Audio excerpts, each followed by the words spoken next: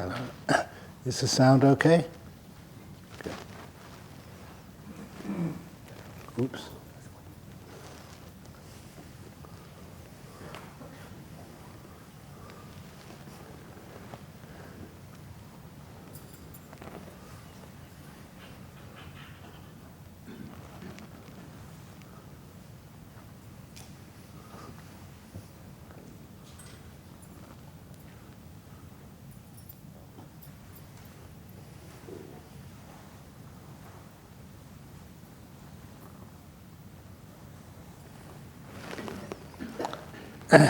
Okay, it's now 8 o'clock.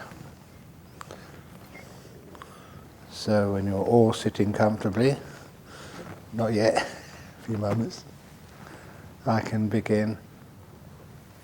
And as I mentioned to you before, in my life I have given so many Dhamma talks, very, very often.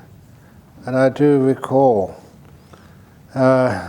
someone who's a common friend, that was, Angie Monksfield. She got very inspired by me in those early days. And she came to Perth for a visit. And when she came here, she asked, "Can I see some of your oldest talks?" And so we managed to get out a whole heap of the cassette tapes. Do you remember those in the old days? And she had a cassette tape player she borrowed, and so she picked out the oldest talk she could find of mine and listened to it. And she was astounded. She came to see me afterwards and said, "I saw this talk you must have given only like a few months after you arrived in Perth, so many years ago. And I love inviting you and listening to you." But he said that particular talk, your first talk, was hopeless. It was terrible. And I laughed like you just laughed. All the ability to give talks is not what you learnt at a college or university or had special instructions. Over these years, when I've given talks, I've learned how to do them, just again by looking at you, to see your response. And to guide the talk, to have that confidence, I can always change the subject or change the delivery at any point of time, so you can make it relevant for people. And I tell this to the monks quite often. I start to talk about something, and it's something new to me, which is weird. I put things in a different way. It's all the Dhamma, it's not changing what the Buddha taught, but you express it in a way which even surprises me. Wow, that was deep. And for my whole life as a monk, it's sometimes like that. This even started when I was at university. I remember one of these lectures which I went to. It was on the astrophysics of the galaxy. I remember the person who presented that lecture because I was also Stephen Hawking's teacher, Professor Sharma. And it was just so, you're not saying inspiring, but yeah, okay, inspiring. I was listening to that and realized what it meant. I wasn't just taking notes like an automaton. You realize this was incredibly powerful, deep stuff. And so I had my lecture notes in front of me, and I stopped writing them. Wow, that's incredible. And that's one of my problems. So trying to remember what was being said when it was just so sort of moving emotionally. It was the emotional content of the lecture which was so powerful. And that's the same way when you're listening to some of those teachings. A good example of that is Ajahn Chah, because I listened to so many of his teachings.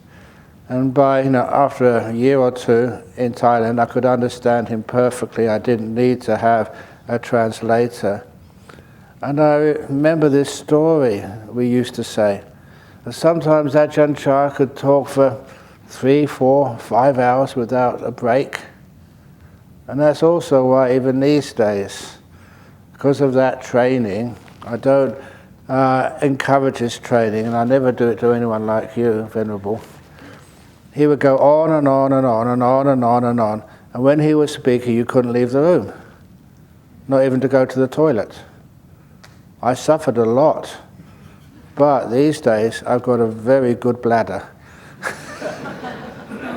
And that came from Ajahn Chah.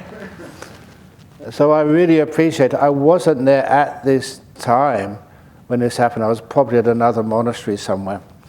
But they were giving this talk, a long talk, and many of the monks were interested. But in that Sangha at that time, they were also would accept some young monks. And this was this young novice. I don't know how old he was, maybe 12 or 13 or something, maybe younger. I cannot remember. But nevertheless, this young novice monk was listening to the talk, and Ajahn talk went on and on and on and on and on. And this little novice, he recounted his experience later on to everybody. While Ajahn Chah had finished the first hour or two, this little novice thought, I'm only a small boy.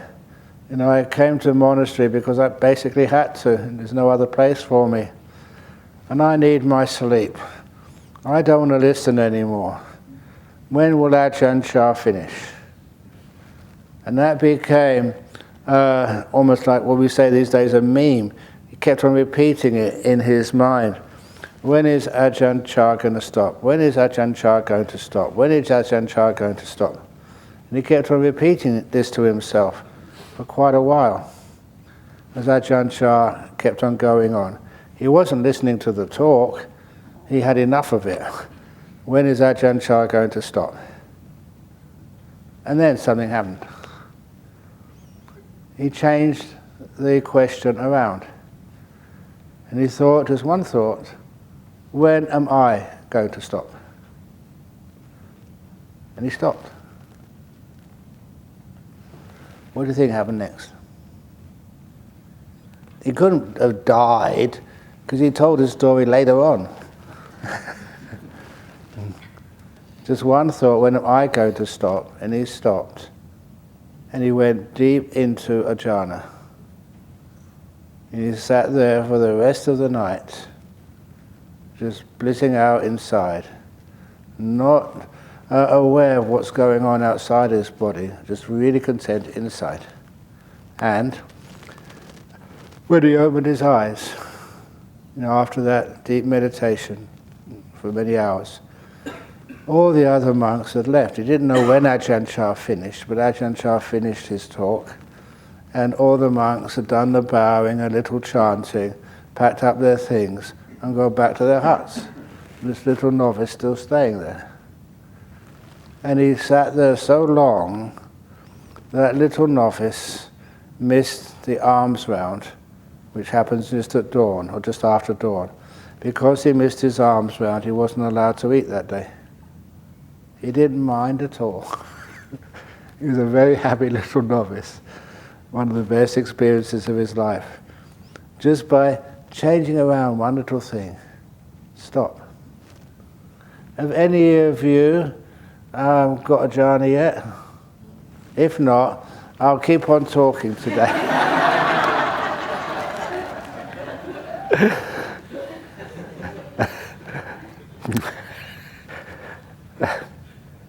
But those are fascinating little anecdotes. You check them out, they're real.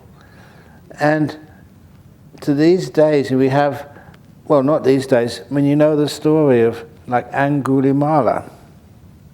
What was his story? He'd killed so many people. He was a, what was it called? Serial killer.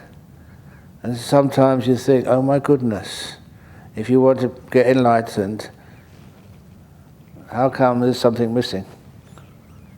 Now I'm not going to suggest that path to enlightenment. But even with all of that bad karma, okay, there was a reason for that. He was very faithful to his first teacher. But nevertheless, if somebody told me to kill someone, I had a lot of faith in them, I just couldn't do it. Angulimala could. And it was only when he was about to kill his mum, and then the Buddha intervened. And so you can chase me instead. And Angulimala could not catch up to the Buddha. And so Angulimala, this big, powerful man, and he said, "Stop, monk, stop." I have stopped, you stop. And that was a powerful teaching. And that let Angulimala stop. And then, later on, become fully enlightened. How on earth can that happen? That word stop is so powerful in Buddhism. I've often mentioned, every time you come to Perth, and you think this is not a traditional Buddhist town, it is. At every crossroads, you can see the Dhamma of the Buddha. Stop.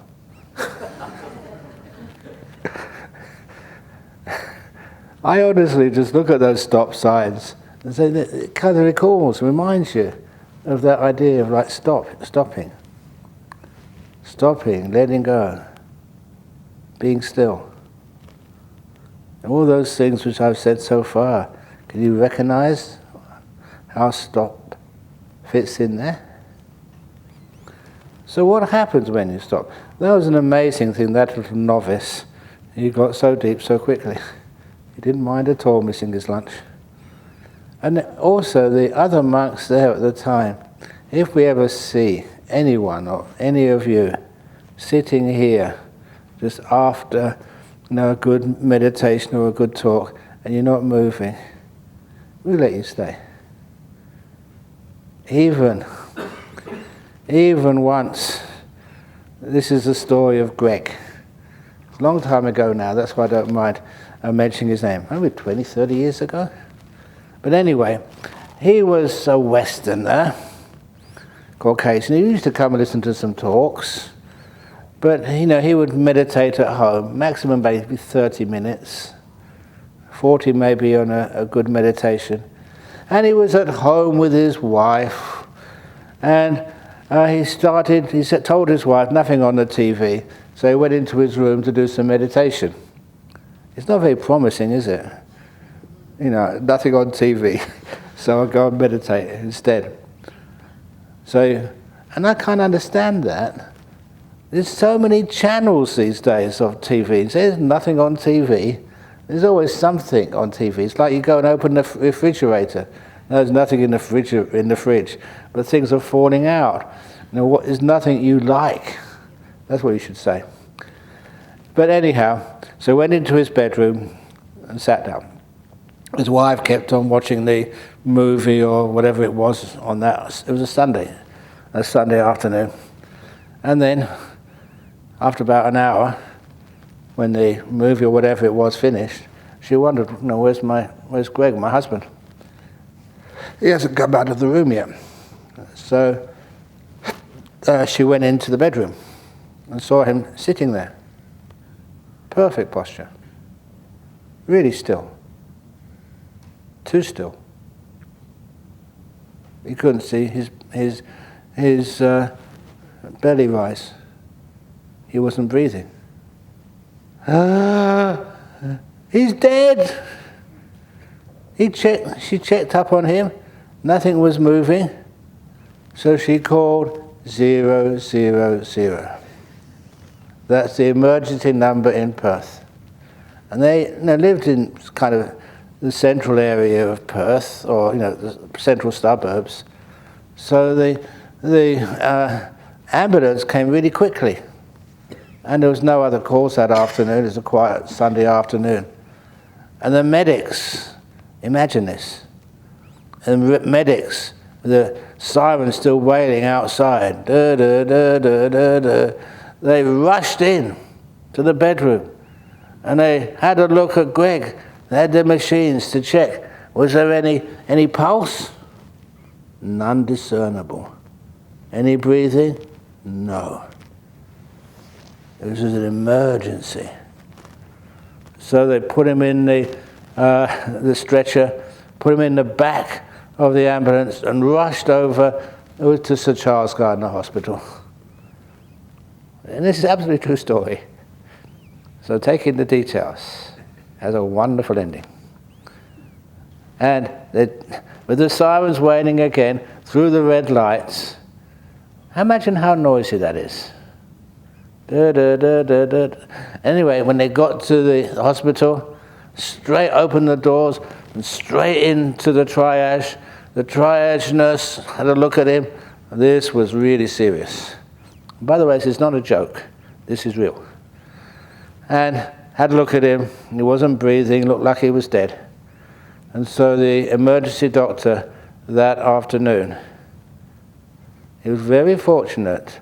The emergency doctor, his parents had migrated from India to Perth. And he was trained as a doctor, and he was put on one of these shifts, like in the emergency room on a Sunday, and there's no much business. It was a kind of, not the shift which specialist doctors usually took. So anyway, he looked at this man. Why? How come he's like this? And his wife said, well, he was meditating. And that young doctor remembered his parents telling him stories about some of these yogis over in India who could sit for long periods of time without any heartbeat, without breathing. He'd heard those stories. And his wife said, nothing wrong with him, as far as I know. He just goes and meditates every now and again, but never so long. So the doctor decided that let's give him a chance. The doctor had nothing else to do. But anyhow, in those days, some doctors who worked in emergency rooms have told me about this. In the early days, they used to use the defibrillators, like electric shocks, to try and get the heart beating again. These days, I think they use adrenaline shots. I'm not sure, I'm not a doctor. But in those days, I remember them telling me they used the defibrillators, electric shocks.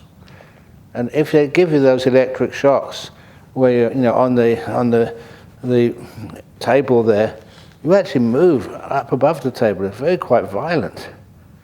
He said many times they gave him the defibrillator shocks. Many times nothing worked. He would still appear to be dead. And then after a while, even without the shock, he decided to come out of his meditation. That's how he told me it. He opened his eyes, all the machines started ticking properly, and he thought, what am I doing in here? I was in my bedroom. And his wife, who was usually very argumentative apparently, she was very happy with him. He'd come alive. What's going on? And the doctor gave him a thorough checkup. Could find absolutely nothing wrong with him. And so, the doctor, what to do?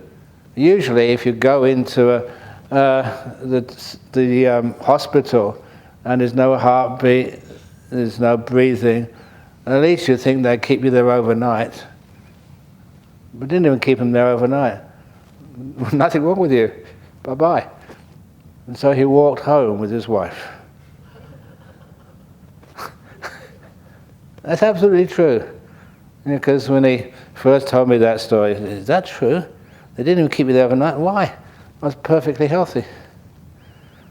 And I did ask him, was there anything in that experience which was unpleasant?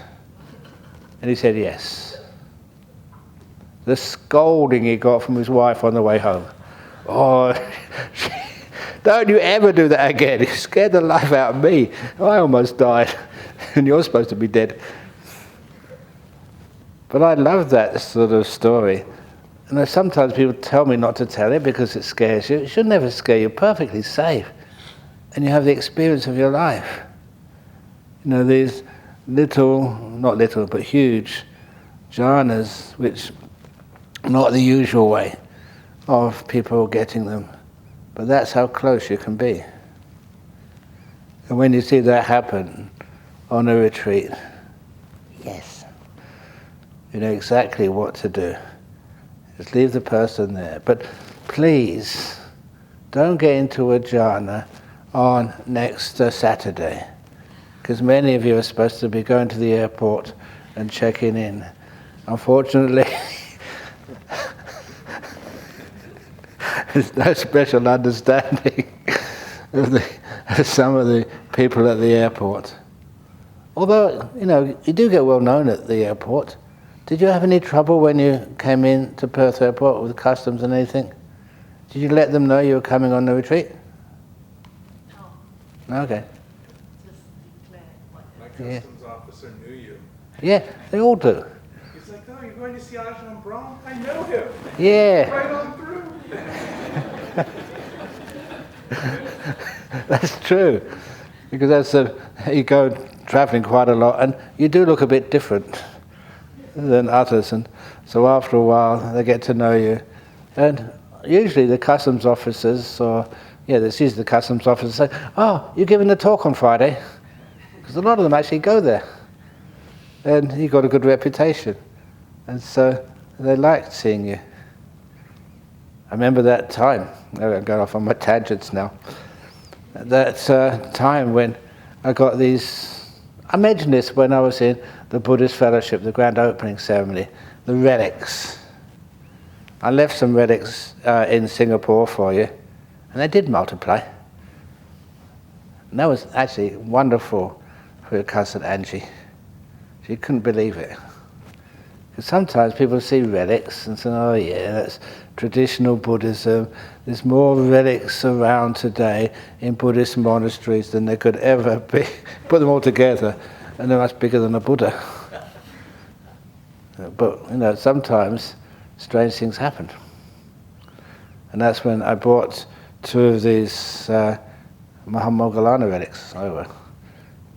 And I was there a month or 2 months, and not that long, that I got this fax in those days from Angie Monksfield, and it was at Jim Ling Chu, and she said, you wouldn't believe this. I said, of course I would. That's why I brought these relics there for you. They've multiplied, there's 3 there now. Started off with 2. And if you see the containers there, there's no way you can really get in there. They just appeared. And that's tradition. But anyway, I had a whole heap of them left to share in Jhana Grove and in Bodhinyana. I don't think the nuns' monastery was there yet.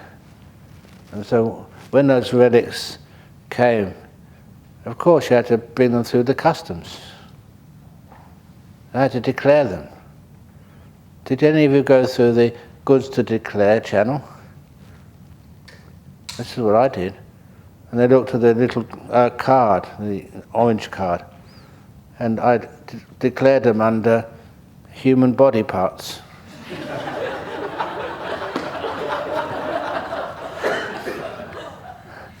That was the only thing you could tick. Next time you come in, have a look. You can see that little box there. And the guy looked at me just like some of you looked at me then. What? Human body parts. Let's look at them. So I brought out all these little beautiful containers, the glass containers with spires, and said, these are relics of the Lord Buddha and his disciples that were given to me by a Burmese monk. And he said he'd discovered these. He'd spent a lot of time traveling in the remote parts of Myanmar, and these are some of the ones he'd found there. He wanted them to go to a place where they'd be respected, and also just where they could inspire people. And so new countries like Australia, that was a good place to send them. So I brought them in here, and the guy looked at them, and this poor customs officer just did not know what to do. He was totally, I got these wonderful words like bamboozled, discombobulated. So what did he do? He called his superior, the boss, who was there that day. And so the boss came out and said, "What's the problem?" He said, "Ajahn Brahm's come in with these. What should I do?" And the boss looked at them and said, "Oh, what? He said, "The Buddha relics." "Yeah?" "Yes."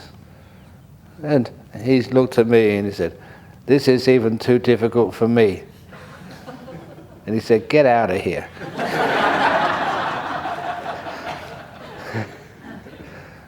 And that's how they came to the customs. And that's why the customs officers, they know me very well, that and many other little things like that. And it's also that sometimes you get some of your disciples working there in the customs. And I don't know what it is, but even, you know Kunpuk? You know, she used to take people over to India on pilgrimage. I don't know if any of you know her. But anyway, her daughter got a job there once. And I really tried my best, you know, to try and choose another channel, you know, so you don't get sort of sussed or inspected by her. But it just, when you try something else, the other thing always happens.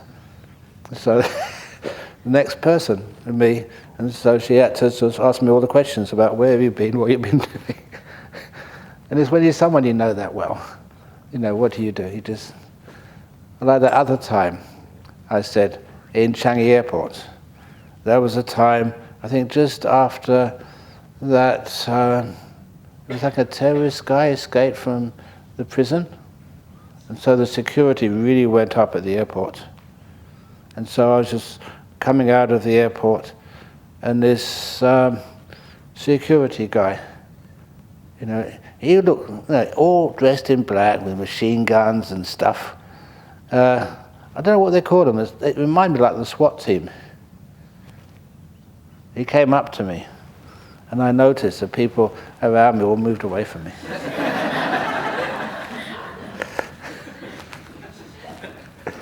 He came right up towards me and put his hands up. "Ajahn Brahm, thank you. Haven't seen you for a while." And we had a nice chat about the Dhamma.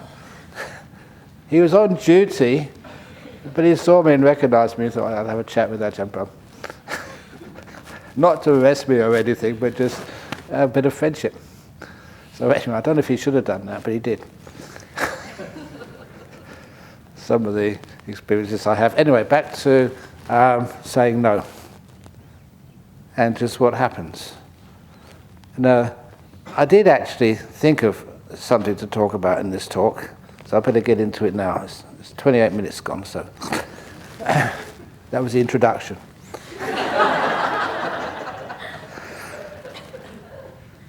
And the main part of the talk, just when he said stop, how amazing things can happen, and just the usual way of using your mind is circumvented.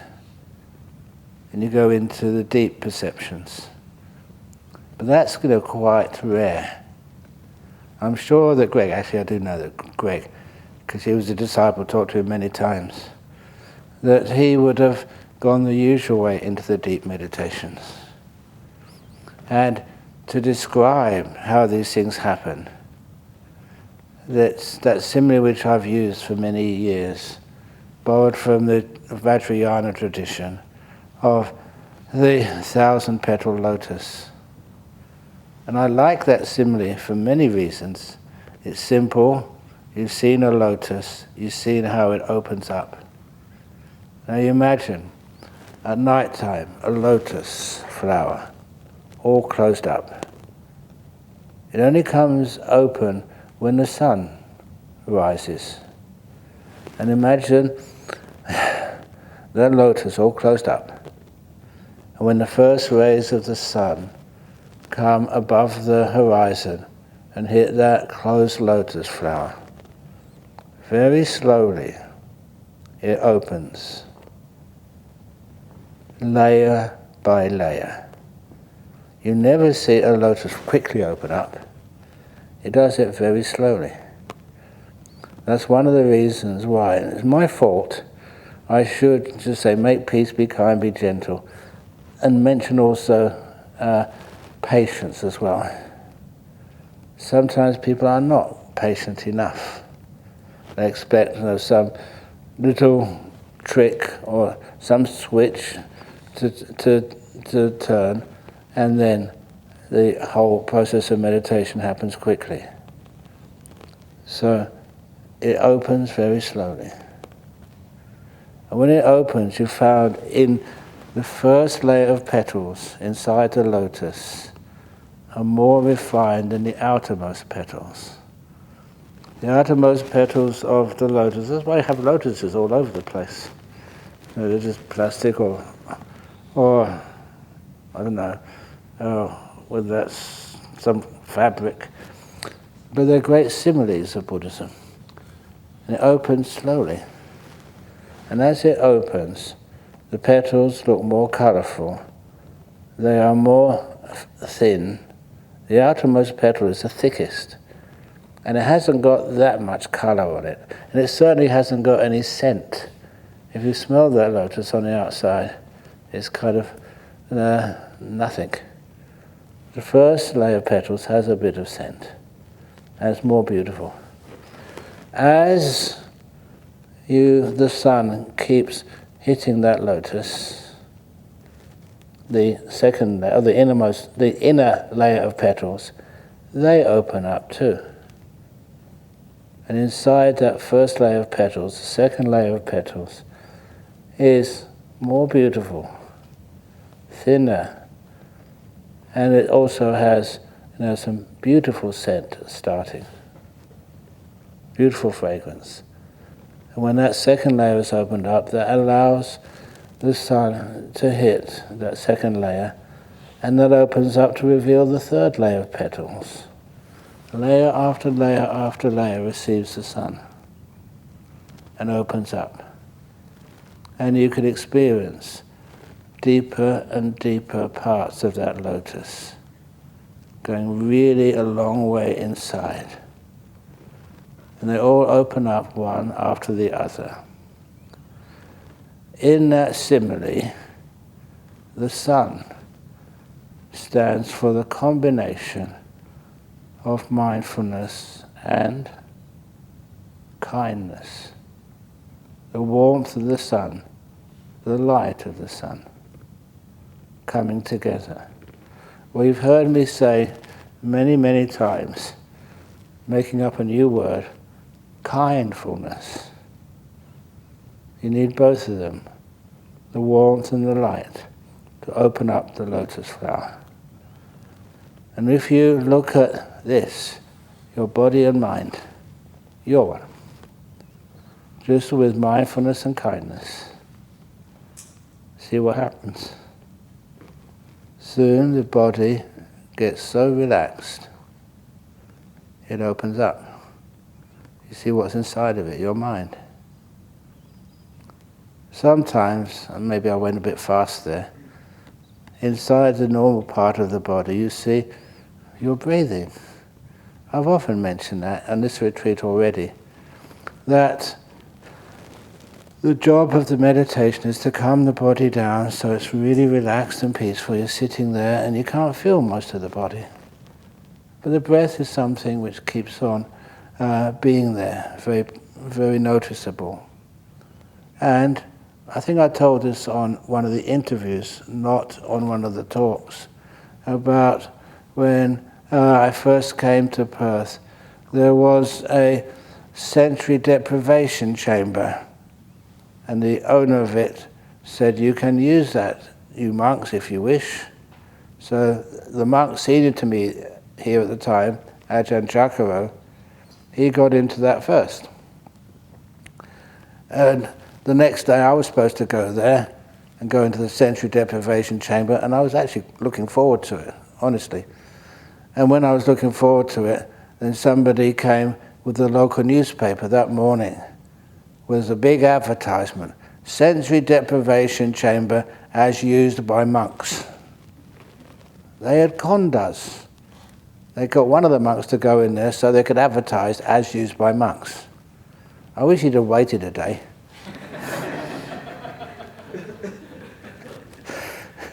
So I never got inside of it. But I asked him, what was it like inside?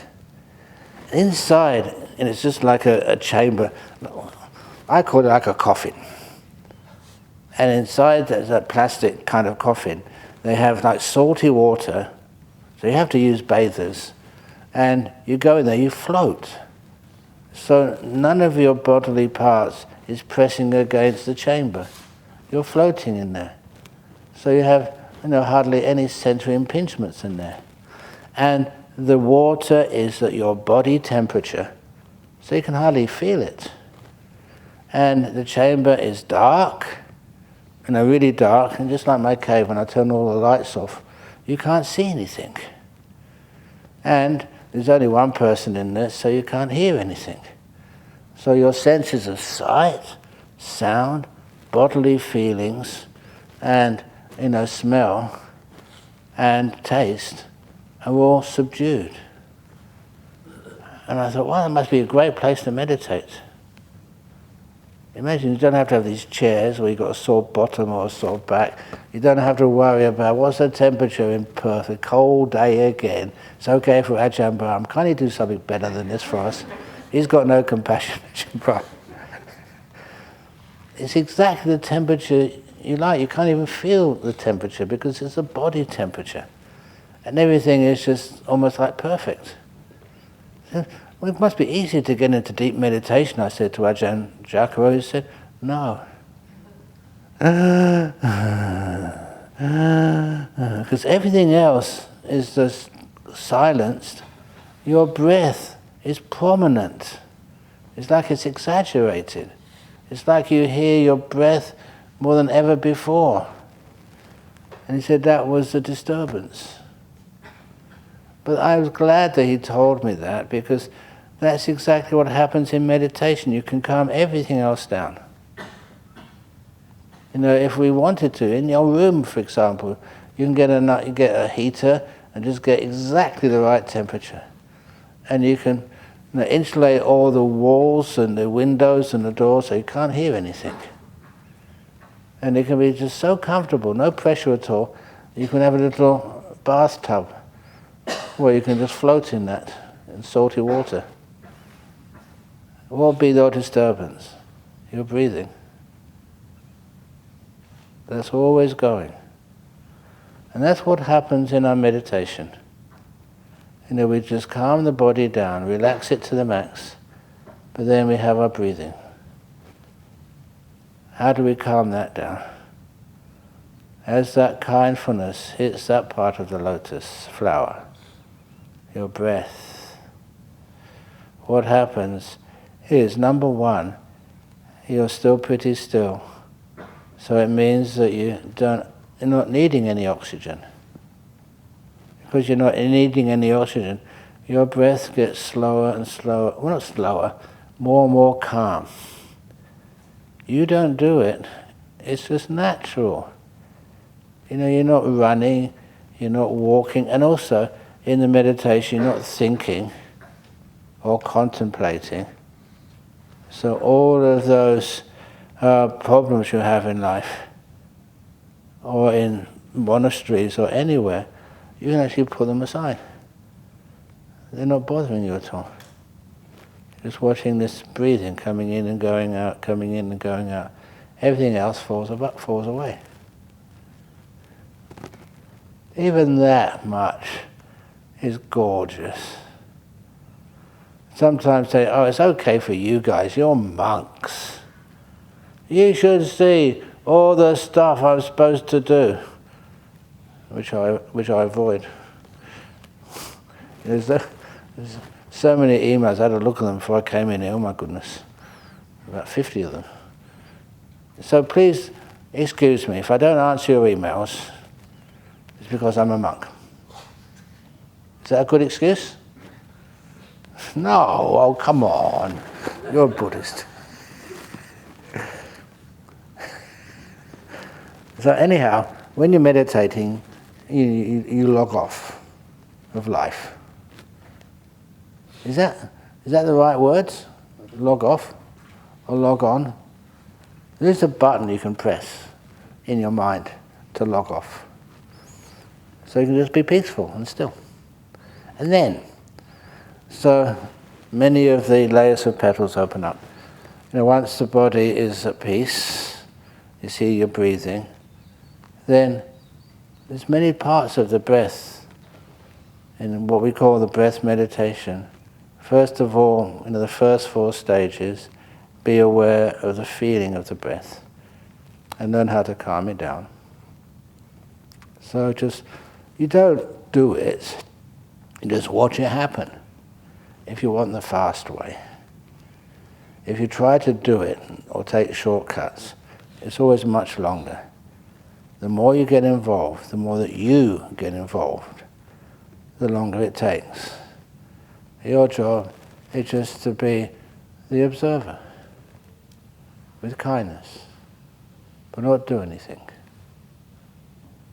To be content and easily satisfied, not proud and demanding in nature. Where did that come from? The Metta Sutta we've been chanting twice a day. Don't just chant it, listen to it. It's great teachings in there. And so you're watching, and just the breath starts to get very calm. And that's the 4th stage of the first set of 4. Calming the breath. Now what happens? What's stage number 5? Experiencing the breath coming in and out with piti, with joy, and then with sukha. And the next stage is then knowing the piti sukha. And the 4th stage, calming the citta sankhara. And a lot of times people miss that, don't understand it. What it's saying there, citta sankhara, this is the mental formation of the breathing. That's why it appears with joy and happiness. The breath is never joyful. This is maybe how you respond to it, but this is where the breath does appear to be joyful. It's the piti sukha, and it's a citta sankhara. What's happening here is that instead of experiencing your breath, like now, breathe in and out, that's you're experiencing it through the sense of physical touch. It's a kaya sankhara. And then, afterwards, in the 5th, 6th, 7th and 8th stage of anapana, you're experiencing the breath through the mind. It's a mental formation. It's how the mind experiences the breath, not how the body experiences it. And that's why it feels so different. And that's where many layers of the lotus have opened up, and the layers you're seeing now are gorgeous. If ever you experience a piti sukha with your breathing, sometimes it's hard to describe this in English. So I started off by describing it as a beautiful breath. And then people said, well, you're not seeing it through the sight sense. So what did I call it afterwards? The delightful breath. In other words, it's just a happy breathing. And when you get to that stage, you're experiencing it, oh, it's so nice. You're not seeing nimittas yet or jhanas yet, but it's very pleasant. When your breathing appears pleasant, is it hard to focus? Do you wander off? Of course you don't. It's so much less likely you can wander off anywhere because you're enjoying it immensely. You're watching your breathing and it feels great. You know that sometimes people might ask you, maybe because you're from Singapore, maybe not so much, but for Westerners coming here, they say, where did you go for 9 days? I went to this monastery, we weren't allowed to eat in the evening, it was really hot or cold, and well, what did you actually do? What's the best? Boring. What do you do that for? That's your holiday. You must be masochist or something. And then when you then smile at them and show you've got this beautiful smile, how come you're happy? Just spending 9 days, not eating as much as you wanted, really hot, and what else? And just watching your breathing. Do you enjoy this? My goodness, why? The reason is because, you're getting close to the piti sukha with your breath. And when you feel that, it's really delightful. And that's, the 6th, 7th and 8th stage, 5th, 6th, 7th and 8th stage of anapanasati. And then you get to the good stuff. If you think that's happiness, then you experience the citta. And that citta, in the 9th stage of anapanasati, that's where you start to experience how you can perceive the citta. What does a citta look like?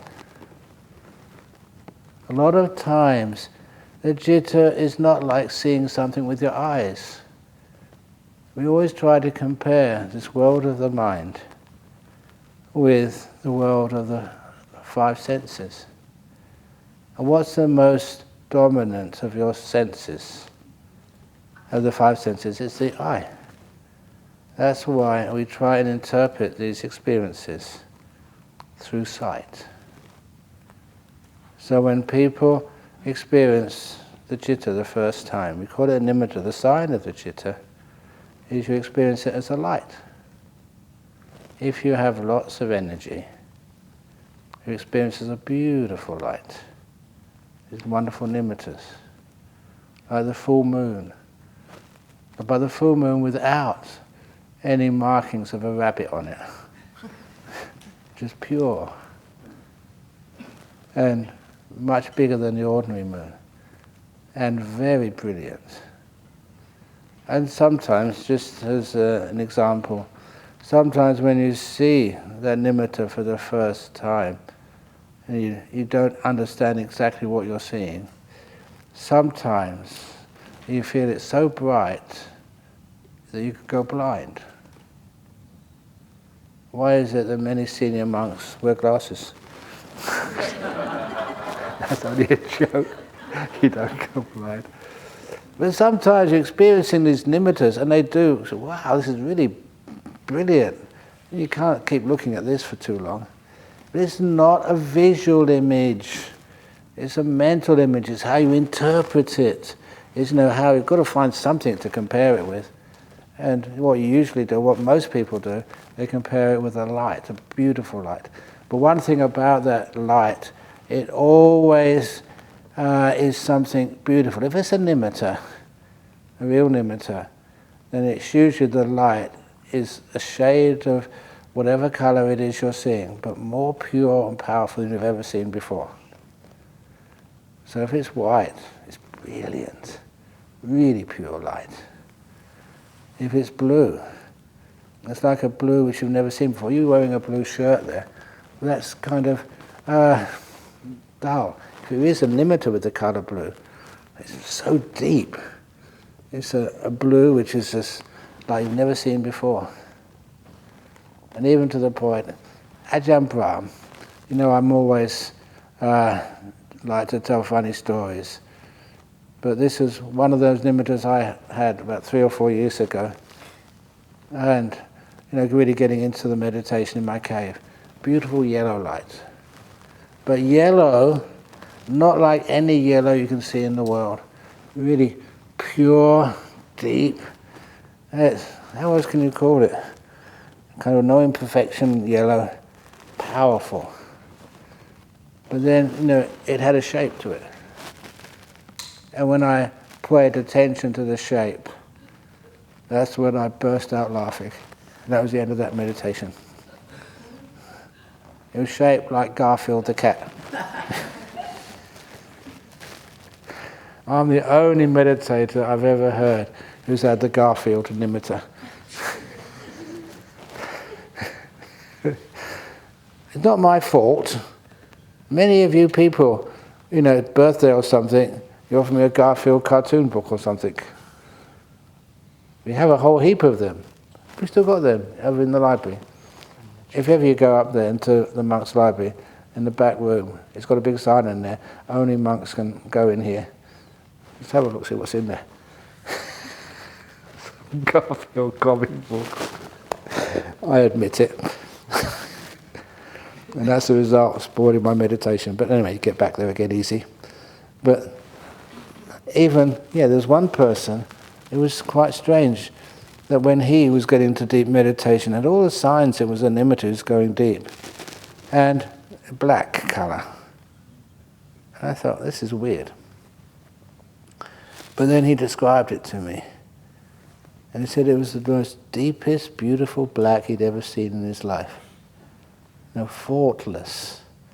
Kind of really just almost suck you in. And with a lot of happiness and joy as he was experiencing this. But I had to admit, I said, that's a nimitta. I've never had a black nimitta, but I know exactly why. It's because it's something very beautiful for him. And it's a pure black, not an ordinary black. Deep, powerful, almost like satiny black. And there's what happens when you get drawn into this citta and you see what it is. The next thing which happens in this 1,000-petal lotus, now you're starting to see what's in the middle of this lotus, the central part of it. And what is that lotus? It's you, your body, your mind. And that starts to really inspire you. You don't worry about, is it a girl thing or a boy thing or a transgender thing or whatever thing. The gender that's way on the outside. You're not female or male or anything. It's the mind. You're seeing deep inside of you. You're getting to know what you are inside. And that is powerful and fascinating. And as you go into those beautiful nimittas, they become so powerful that it's the bliss of it sort of keeps you there and draws you deeper. So you get pulled in. Now, first of all, I hope that you have faith and trust in me. I've known many of you for such a long time. And there's no danger there at all. Okay, you may lose your hair. That's a bit of a joke. You may want to renounce everything. And to me, I already mentioned there, you just moved away from your girlfriend. So, just that sort of stuff doesn't interest you anymore. What really interests you is the incredible power of the joy and the bliss. Superpower. And it draws you in. When it draws you in, please don't be afraid. Let it come in. Let yourself go in. And when you do, you go into what we call the jhanas. And in the jhanas, sometimes these days, more and more people talk about jhanas. You go on the internet, apparently. Most of them are, go my young. But there's a few of them, they know what they're talking about. And one of the things to know, even in the first jhana, you can't hear things. Obviously, you've got your eyes closed. If you open, you couldn't see it. You wouldn't know how to open your eyes. You can't feel anything. 5 senses cut off. It is with the 6th sense. And also, what are you watching? What's the object of awareness? It's just the bliss, the happiness. That kind of takes over. But it's a mental object. The mental objects of happiness. You don't have to be afraid at all. One of those other things is that sometimes the happiness can get way, way, way, way deeper, 1,000 times more powerful than what you experience in the world. I don't know what has been your happiest moment. Multiply that by about 10,000, and then you can kind of understand what the jhanas feel like. So when somebody comes to me and said, "Oh, I just had a jhana," I don't ask them what they felt or how they felt it. I just look at them. "Oh, really? Oh, yeah, it's all very nice, thank you." That wasn't a jhana. They come up and say, "Oh, oh, oh, oh, oh, oh." Now you're getting closer.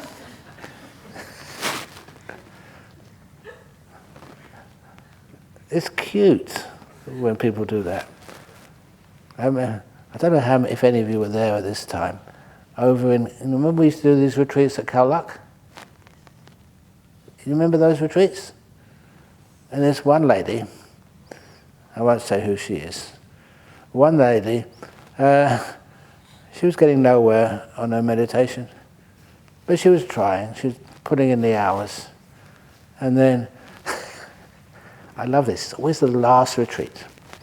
On the very last retreat, that she went into the hall, and she told me she was just killing time. She'd ordered a taxi to take her to the airport to get her flight back to, I won't say where.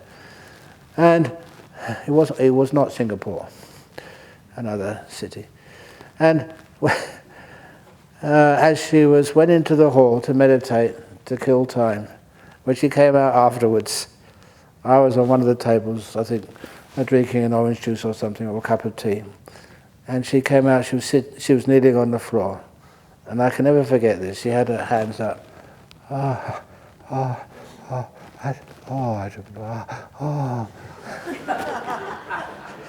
It was really sweet. At last, she said. And look, I've never had a daughter because I've never had a wife, and this is how I kind of expect. If it's your daughter or especially daughter because they're more emotional than sons. That's my thought anyway. I might be wrong, but anyway, when they come up and they say, "Oh, mummy, how at last I've met someone I'm in love." Oh. That's a kind of simile which sort of, you have to try and find something to describe what's happening. Really big experience. And this was the emotional afterglow, which is wonderful. Imagine how it feels if you get a jhana. These are real, powerful. You read about them in the sutta. These are supernormal human states, uttari manusadhamma. And they really sort of are powerful, it's really hard to find a language for them. So anyway, that's what happens when you start going deep into the lotus. They're not at all dangerous. I know that some people say, "Well, they're so powerfully beautiful, don't you get attached to them?" You can.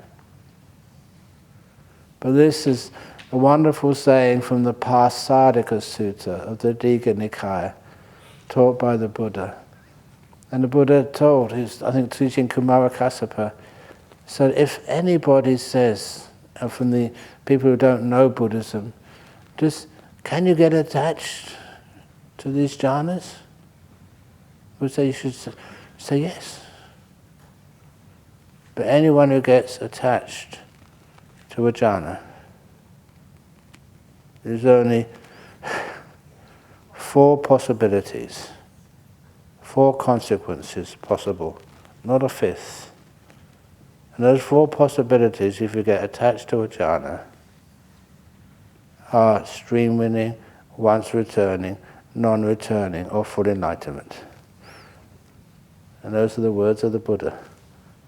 It's not a bad deal, is it?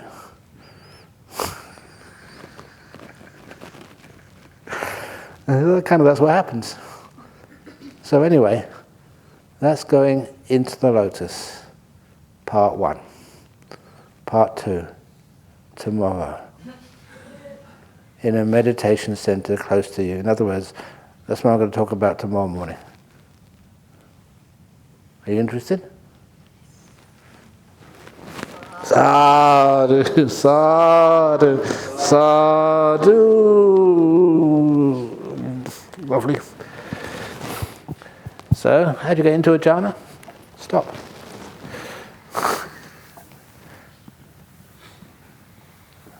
Let go. Renounce. Give up. Okay, 9 o'clock. Should go to work now. And this afternoon, apparently, there's no interviews. Yeah. Correct? Yes. So I think when I go over to Bodhinyana for lunch, I'll stay over there until come back here in this evening. Is that okay for you? If you do go over to Bodhinyana this afternoon, please know there's a big ceremony there at 10. No, I've already said want to visit Bodhinyana afternoon or evening.